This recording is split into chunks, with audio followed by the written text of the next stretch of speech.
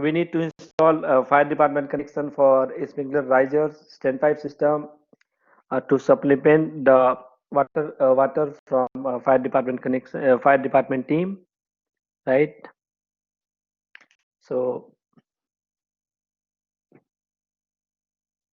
normally this size is 2.5 inch, and the main connection it comes in 4 inch or 5 inch. This is Mr. Rafi connect with what with bump. No, This pipe. this is This is pipe. yeah, this is connected after the sprinkler system check valve, alarm check valve.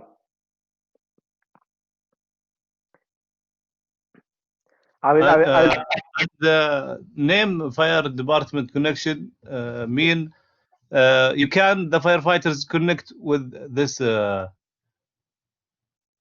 they can with the connect their pumper here from their truck to supplement the water into the sprinkler system or the standpipe system. يعني now water supply, this water supply for This is car truck. yeah, water supply from the truck or water supply from the outside fire hydrant, anyone. Yeah, good. I will explain that one. So the FDC must be enough size, right? Connection should be 2.5 and meet flow demand of 250 gallon per minute from one connection. So this one will give 250 GPM, and this one will give you 250 GPM. So normally this is the most common 2.5 inch to 2.5 inch connection into 4 inch into the main line, right? I'll put the black bed to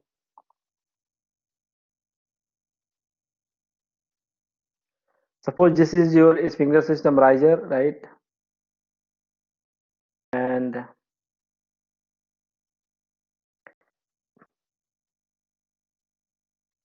let's say we have alarm check valve at this location, right? The picture is not exact, but just assume this is a alarm check valve, right? And the water is going from the underground network, okay? And this going to the sprinkler system, supplying water to the various sprinkler system, right? These are some of the nozzles.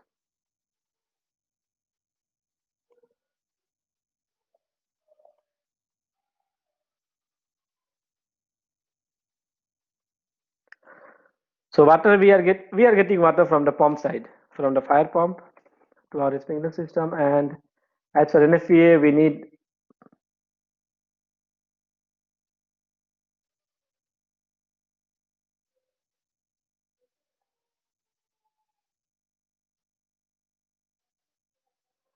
let's say this is a connection for fire department connection, right? This is a fire department connection with two number of 2.5 inch.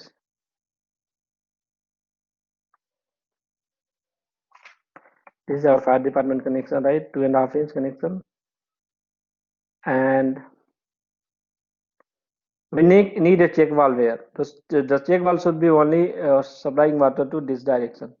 What will happen sometime if there is a fire in a building and the all the tank size of the pump, right? All the water consumed, and still there is a fire. Firefighting team will come and they will connect their fire hose at this location. The water they will get from their fire trucks or maybe from the outside fire hydrant, and they will directly supply after the alarm check valve. So the water flow will be never come to backside into this direction. Flow will always go into the upward direction, and then they will supplement the water supply to the fire protection system and fight the fire. This is the one way how they used to connect.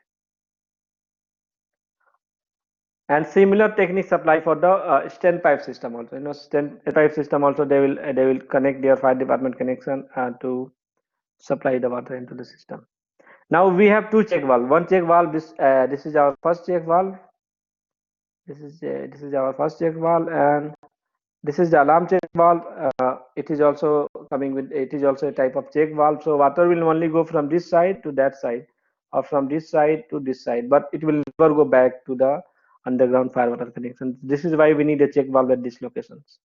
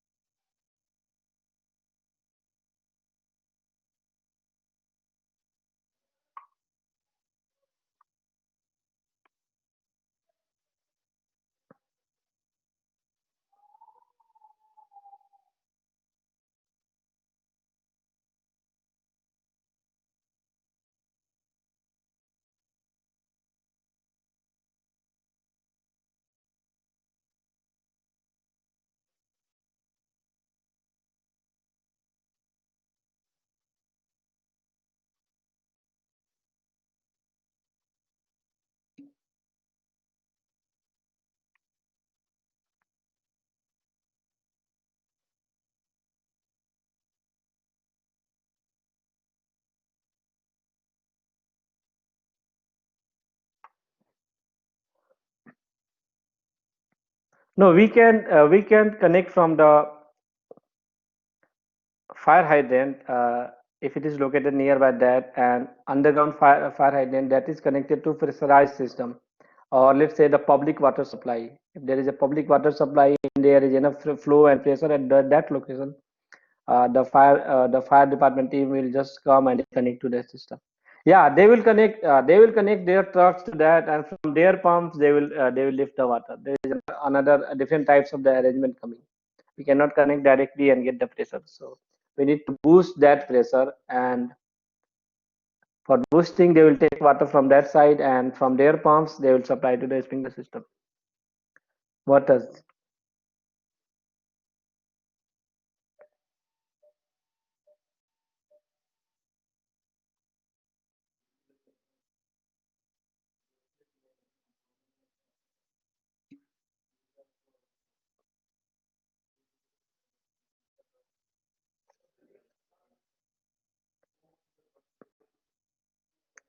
Yes, Motaz, can you speak now? I want to hear from you regarding this discussion. Motaz.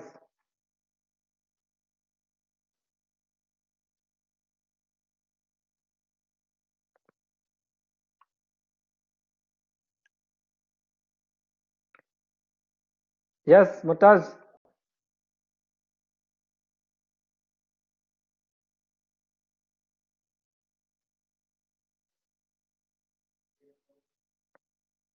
Did you guys are here able to hear my voice?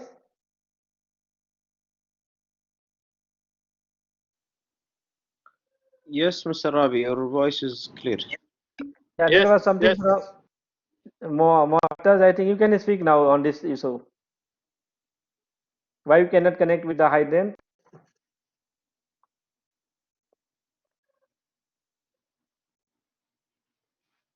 Okay, let him come and he will speak. I'll just go to this slide again. I think Mr. Mu'taz's point is we cannot directly control the pressure. Yeah, because the pressure inside the plant and site, it will be 170 psi or 200 different in the site. That's what he mean. Yes, exactly. So No, we underground cannot fire water network most of the time.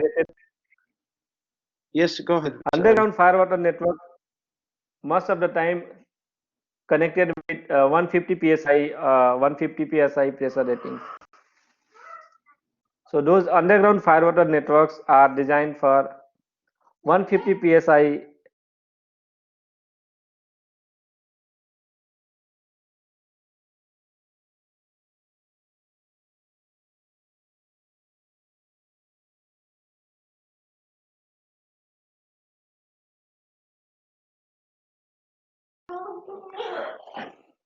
Most of the underground fire water networks are designed for a pressure rating of 150 psi. So our maximum allowable for the system is 175. Either problem. Yeah, if there is a high pressure inside those networks is higher than that, then there is a problem. Now about the requirement, right? The where we can install fire department connection, right?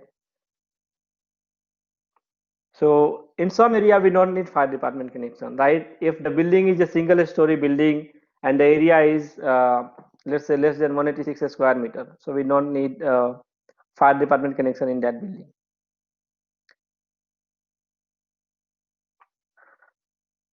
One eighty six square meter. If the building area is less than 186 square meter, we don't need fire connection, fire department connection. Or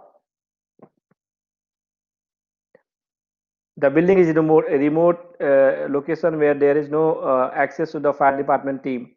So if the fire department team cannot go to those areas, we don't need fire department connection in those areas. For NFPA, there is an instance.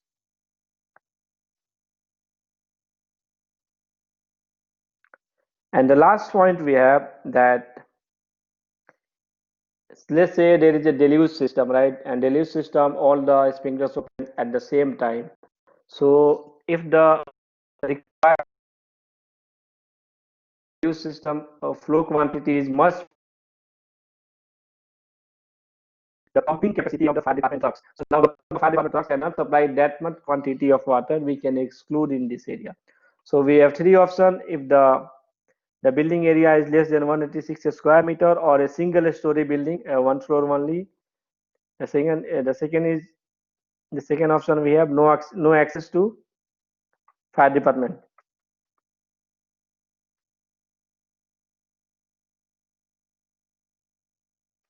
Department team cannot reach up to those locations. And the last one, capacity goes beyond the pumping capacity of fire trucks. So these are the three conditions which need to be applied in order to exclude the fire department connection into a building.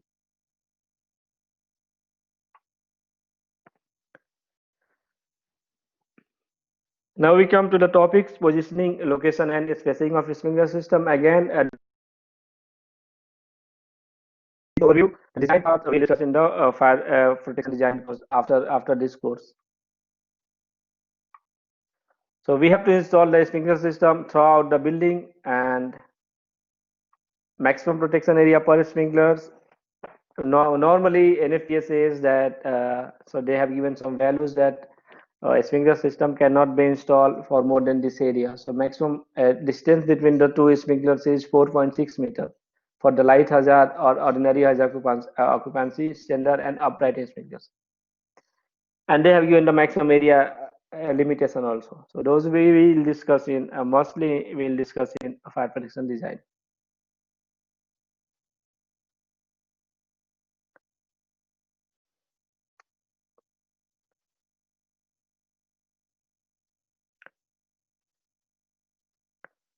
Then we have system protection area limitation, right? The light hazard maximum protection area for the light hazard shall be 52,000 square feet, and for the ordinary it will be the same. But for the extra hazard, we have maximum protected area is 40,000 square feet, and for the storage we have 3,720 square meter. What is the meaning of this maximum protection area? Is that, you know, if your building is this, okay, and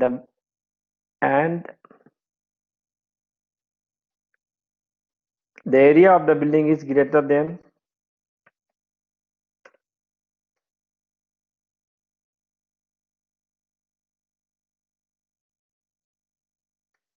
square feet, right? More than that, we need two riser.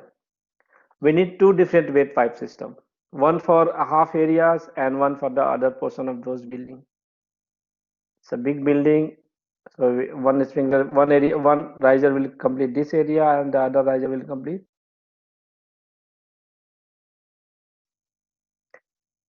And for the extra hazard, they have limited to 3,720 square meter because, you know, because of the high hazard content, high hazard material stored inside the warehouse or in the extra hazard area.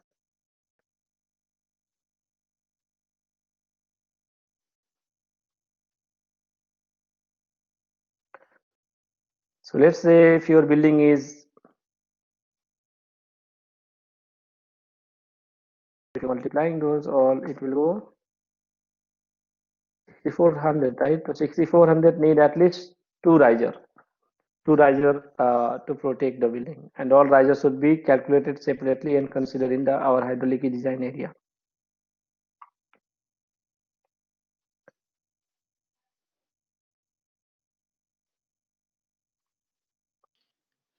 Mr. Rabi, just if you can go back to the previous slide.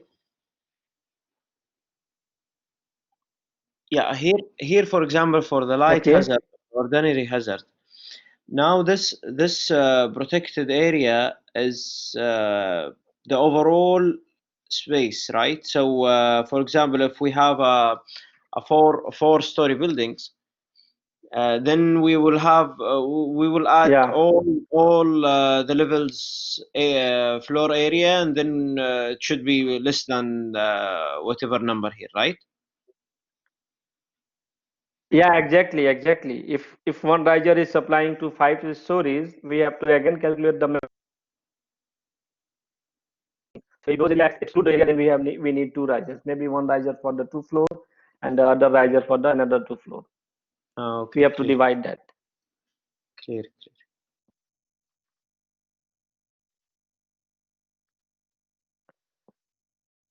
Now to determine the maximum protection area of coverage for each sprinklers, right? We have to calculate those by S is equal to S into L, where A is the area of the sprinklers and S is the along the distance between two sprinklers, and L is the distance between two branch lines.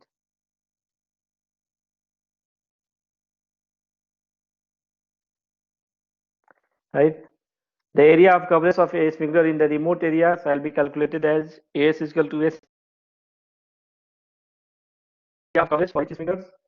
L is the distance between branch line, and S is the distance along the branch line. If you can see this figure, right? Normally, NFPA says what is the maximum, how much maximum area shall be protected by one sprinkler. So based on those values, we have to select that one. Just wait a moment. Let me open NFPA 13.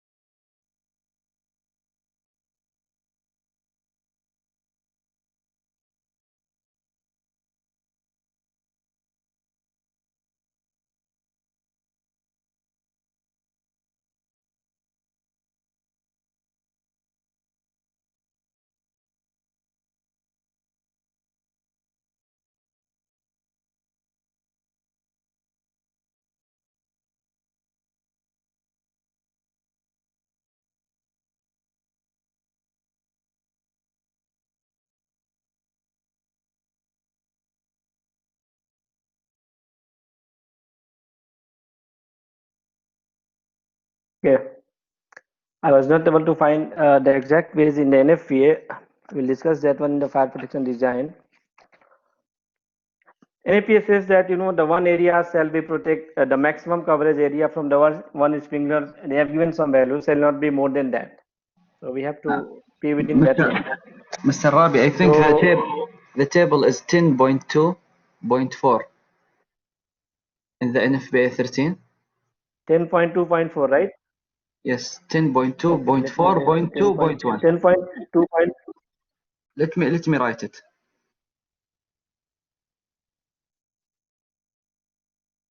10.2.4.2.1, right?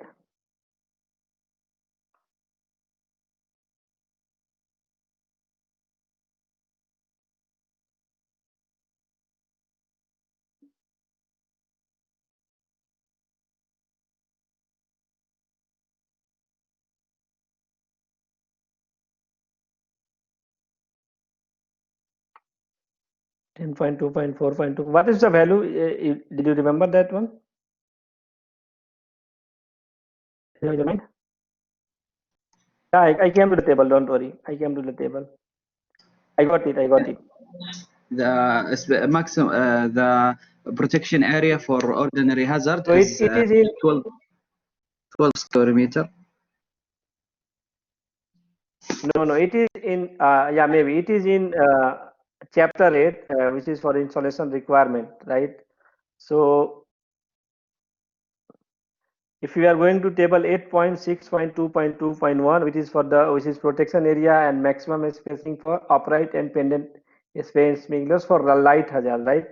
So they are saying that the maximum distance between two sprinklers shall be 4. The maximum protection area shall be 20.9 square meter or 225 square feet. One sprinkler can protect 20.9 square meter.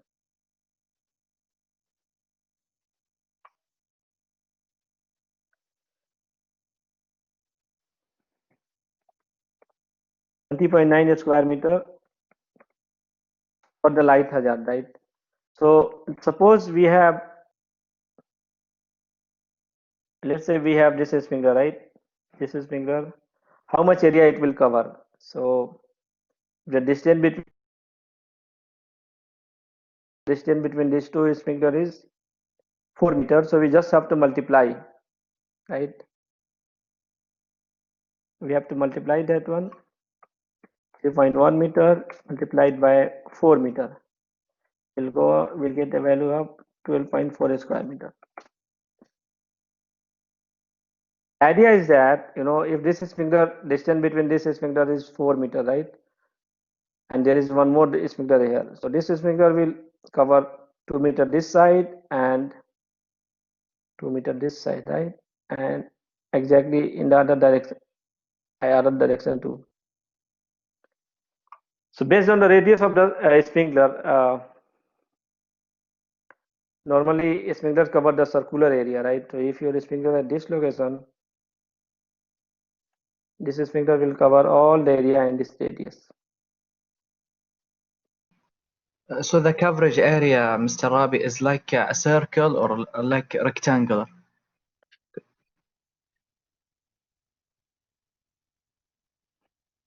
The coverage area normally they calculate in the rectangular way because they assume the fire will grow, mostly fire grow in the rectangular shape.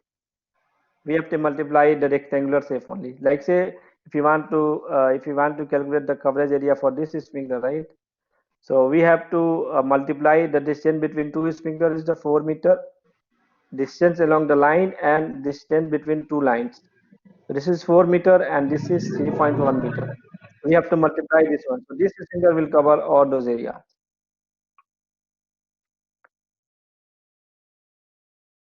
If you are just wait a moment. If you are putting a line, right? This is a sprinkler system line, and if you are placing your sprinklers, let's say one sprinkler you put at this location, one at this location, and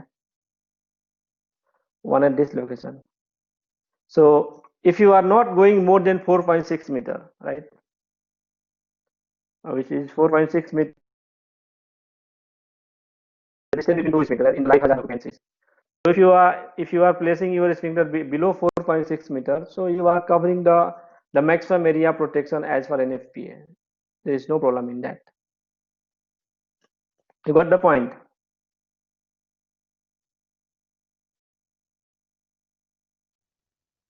Yes, you mean the maximum spacing between two sprinkler must be not exceed 4.6. 4.6. Yeah, yes, exactly. So if you are yes. So if you are in that range, the maximum protection area for the sprinkler will never exceed. Because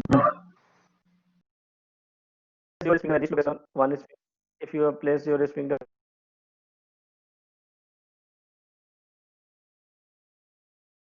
so it will cover easily.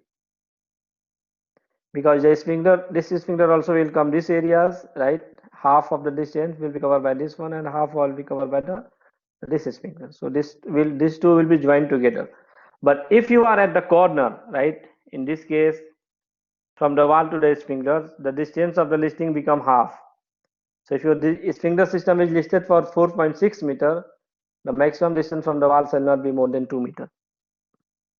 Half of the sprinkler listing or less than should be minimum of 2 meter in the wall side, because at the wall we don't have any sprinkler, right?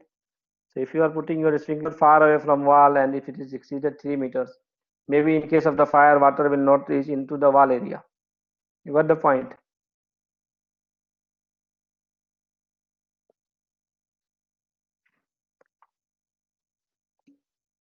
Okay. And we'll discuss this one in Mr. Rabi, here in this now, Yeah. why in one side one wall is, for example, 2 meter, the other one from the wall is 1.5, and between the two sprinkler in the in one direction is 4 meter and the other one is 3.1. What exactly this the difference? Now the sprinkler head will the pattern of the spray will be Yeah. uniform in all direction, right? Yeah. So why No, actually what they are trying to say that they are trying to say that this is a actual site condition, right? This is a condition at the site when you are installing the sprinkler system. So if you have placed your sprinkler at 1.52 meter, right, from the wall, it is okay. You cannot go. You can from the here to here we have 1.52 meter into this direction, but this side distance is 2 meter. As for NFPA says that, NFPA says that the distance of the sprinkler from the wall shall not be more than half of the listing of the sprinklers, or okay. half of the listing of the sprinkler. So if your sprinkler is listed for 4 meters, you have to place your sprinkler at least 2 meter away from the wall, not more than 2 meters. Otherwise, profile will not go in that direction. Okay, so it's clear now. All these spacing will be dependent on the type of sprinkler head that we are using on the design. So different the design and Yeah, different exactly. head will be different coverage. Actually, yeah. Okay, clear. This is the distance between two horizontal on the line. If you read this line, right, L is the distance between branch line. So the one you said, the 3 meter is the distance between two branch line, the parallel branch line. Okay. And S is the distance between the two sprinkler on the line. So this is the S, right? We have S, and this one we have L, means the distance between two line and distance between two branch. And if we are multiplying this together, we'll come to a value, the maximum protection area for the sprinkler. What is the idea? This sprinkler will cover the half length to this side, and half length to this side, and some length to this side, and some area to this side, right? So this will cover uniform into all the area. Now, if you are coming to the corner, let's say this is a corner sprinklers, and you have placed the first sprinkler from the wall at a distance of 3 meters, and your sprinkler is listed for maximum distance between two sprinklers is 4 meter. Sorry, 6 meter, 4 meter.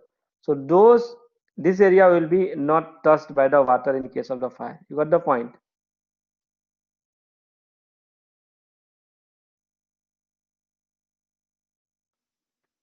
Yeah, it's If clear. we have a 3 meter here, right? Okay. This is how we used to calculate.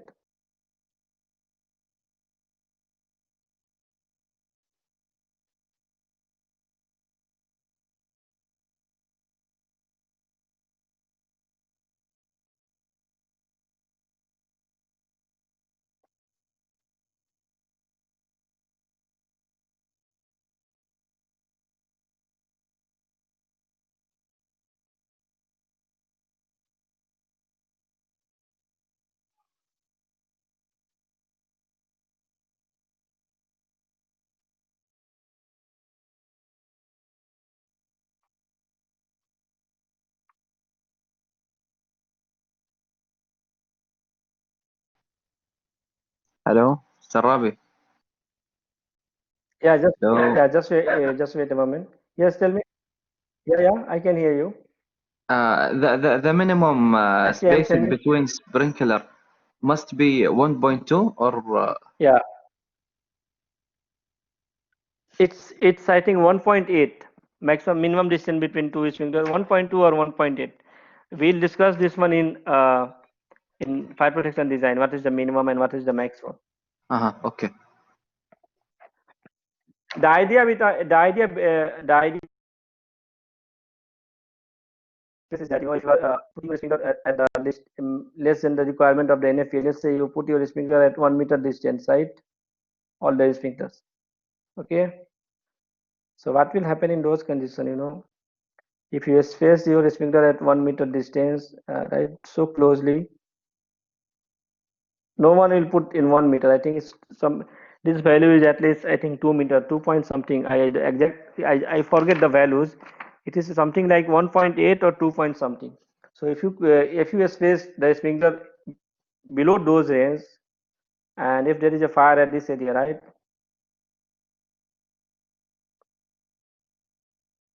Okay, what will happen?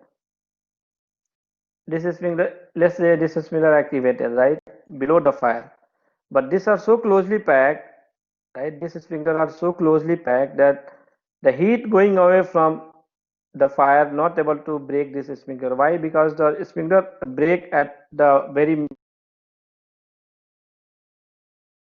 it will the water from the sprinkler will go to the bulb of the other sprinklers.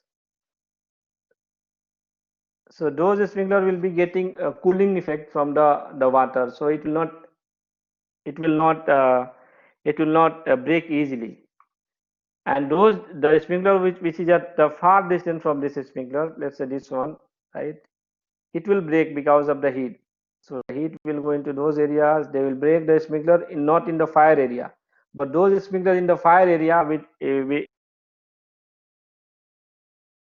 because if you place your sprinkler so closely, the water from the one sprinkler who breaks the first one, he will just spray the bulb of the side by sprinkler, all the side, the left, right, front, and back.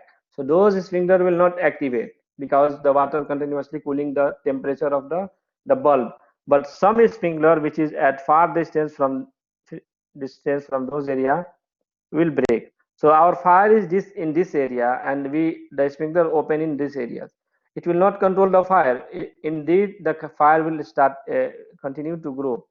If the fire grow continuously more than the design area, now our sprinkler system is out of the control. We cannot control that one, right?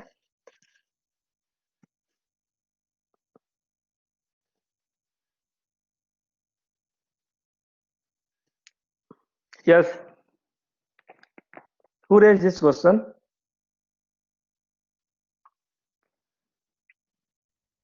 Me, I was asking about the minimum spacing. So now, if the sprinkler Yeah. was so compact, the one beside the sprinkler Yeah. will have a cooling effect by the first sprinkler, and it will not Yeah. break easily. So the fire will go out of control. Yeah. Is that right? Yes, exactly. Yeah, exactly, 100%. And we call this sprinkler skipping. This process we call the skipping. Means Mm-hmm. the sprinkler nearby the fire will not break and the other one will break. So fire will go out of control. We cannot control that. Yes, yes. Okay. Now we come to other topics. So far we were discussing regarding the hazard classification: light, ordinary, extra, group A, plastic, and all. Now we came to the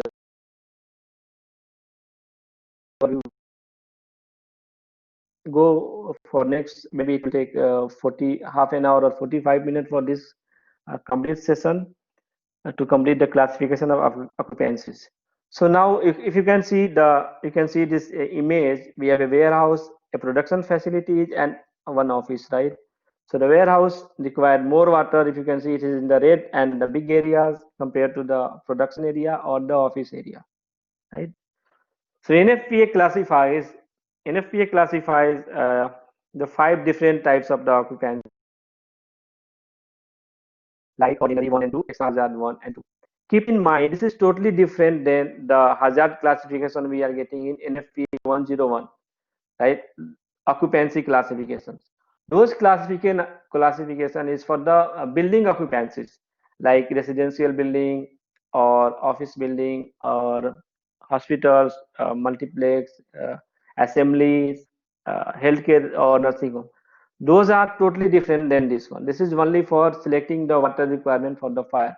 But those requirement in 101 is for selecting the building occupancy type, which what is the purpose of this building.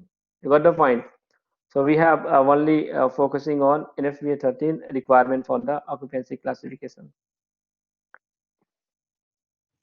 Mr. Rafiq, occupancy classification 101, huh? Yeah, 101. We have to go for 101 for different occupancy classification. Oh, okay.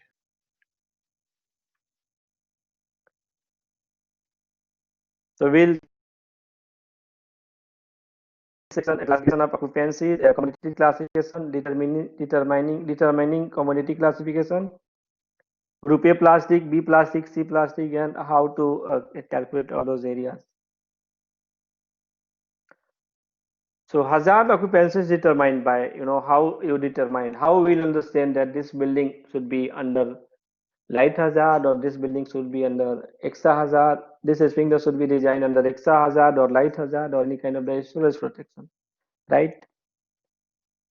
We have three things to discuss. The first one, how much heat getting released in case of the fire, right? Low to highs. Light hazard, mostly in the residential or office, you can see we have the sofas, bedroom, carpet, and all kind of the small combustible materials that will not give enough heat compared to the ordinary hazard or the extra hazard, where always some atmosphere are present. So we have to calculate, how much heat is getting released after the fire, and what is the quantity and combustibility of the content. What is how much quantity we have stored and how much combustion process, how much heat they are going to give, and what is the arrangement of the building. Based on those, we determine the hazard occupancies.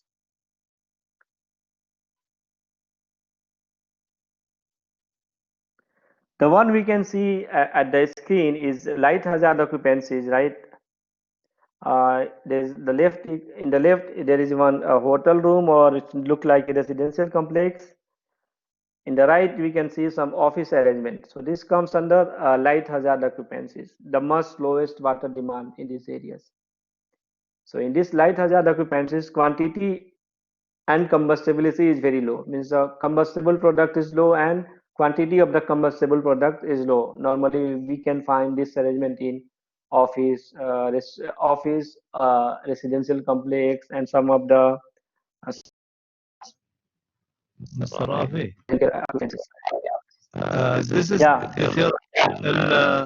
code NFPA 101, right? Life safety. NFPA 13. So this is, yeah.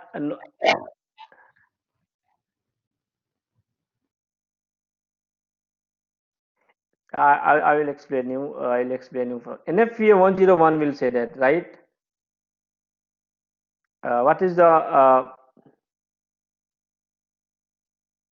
building occupancies?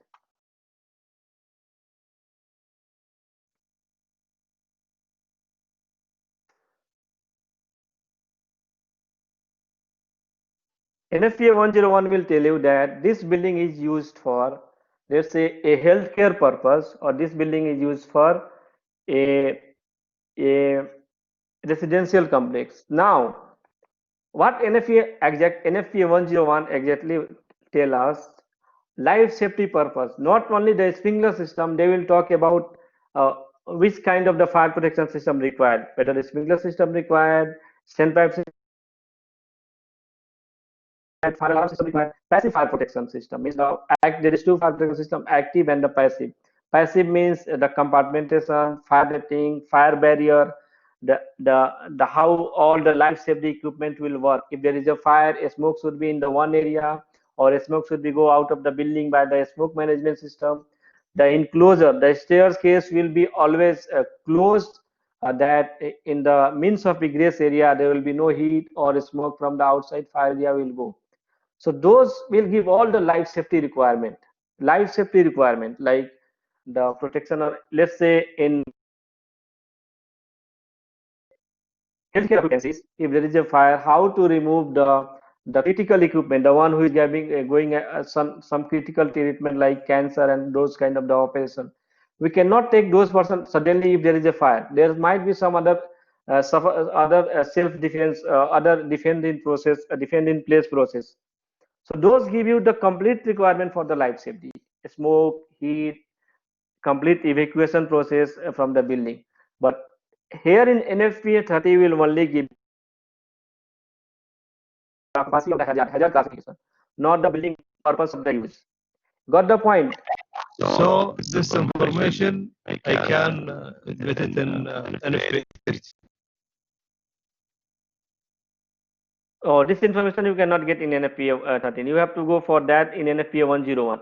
And after this class, I will share you one comparison sheet where we are, what is the difference between the classification of 101 and NFPA 13. This is totally different.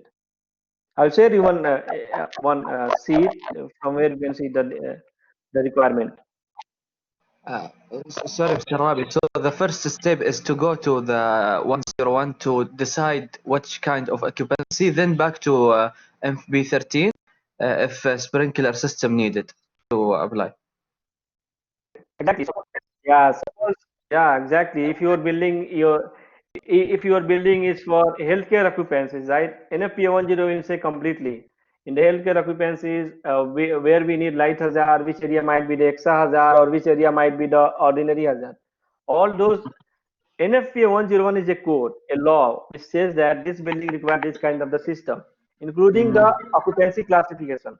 But they will directly refer you to go to NFPA 13 and design this system as for NFPA 13. Okay, so you have design like that. But this is only from the code, not from the standard.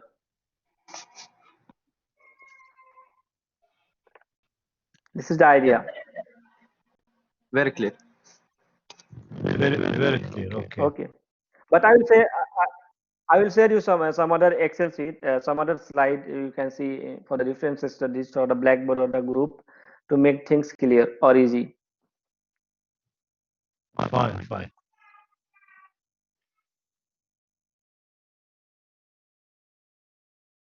Basic classification, group 1, right? So you can see in the left we have one kitchen serving area, right? Preparation area, and the right we have a automobile or parking garage, right? So in the occupancy class, in the OH1 or ordinary hazard 1 occupancies, quantity and combustibility is moderate, a little bit higher than what we are getting as in light hazard. Let's say you are going to Albek, right? Now Albek is a big restaurant. You are having your broasted, and you are sitting in Albek area and having your broasted. So those area where you are sitting and eating is light hazard occupancy classification. And after that, where they are making the food and serving you so the all those receptions, after that comes under ordinary hazard 1. Because in the kitchen food preparation area there is lots of the combustible product. There might be some plastic, some of the wrapping materials, might be some of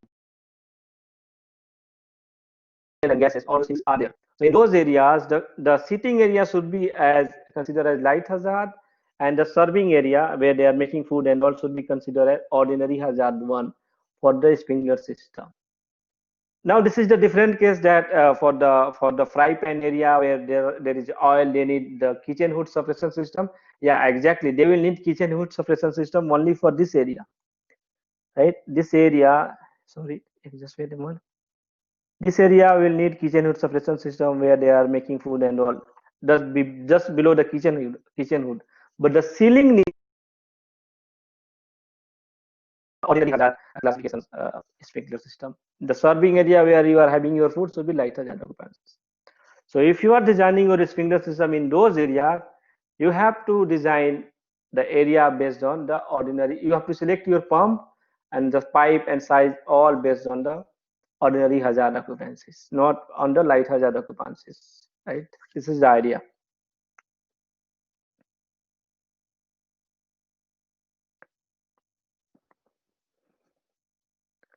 Now moving on to the ordinary hazard occupancies, right? We have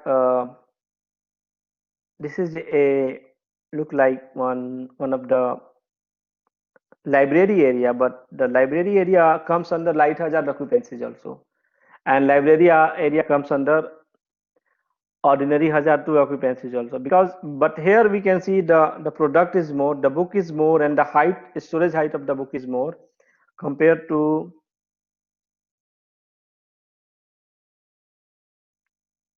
this one. This is a library area, looks like a library. You might consider this a library area where a student is sitting and just reading the books.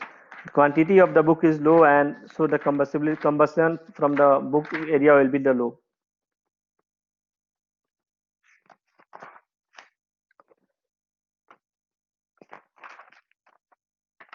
And again, between the ordinary hazard 1 and what ordinary hazard 2, right? The storage height.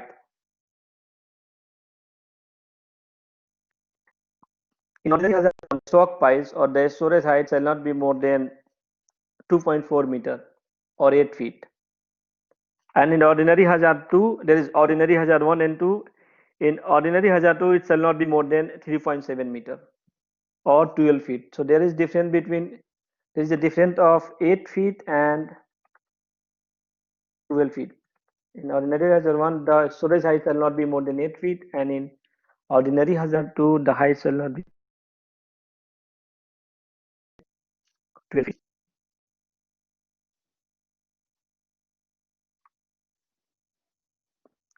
Then we came to the extra hazard occupancies, right? So here in this extra hazard occupancies, everything is high. If there is a fire, within second, the heat release it will be so much that it will go out of the boundary.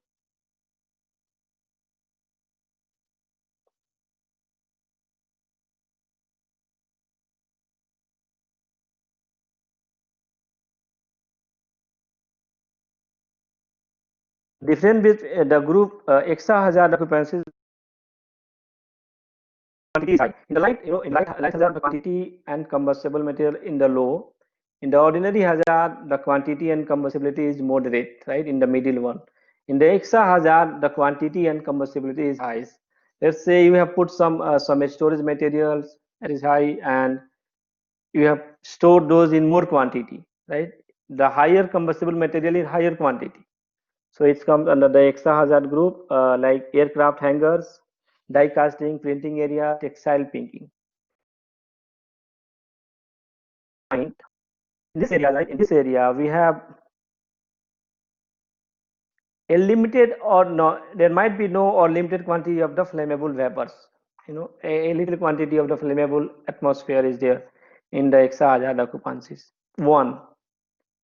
And this is the extra hazard occupancies 2, right? So here we consider that there are substantial amount of combustible and flammable liquid, right? You can see in the figure we have a car. The car is getting painted. Spray painting area. So it is a fire in this area. There are always some flammable and combustible atmosphere. There will be more quantity of water required to fight the fire of this classification.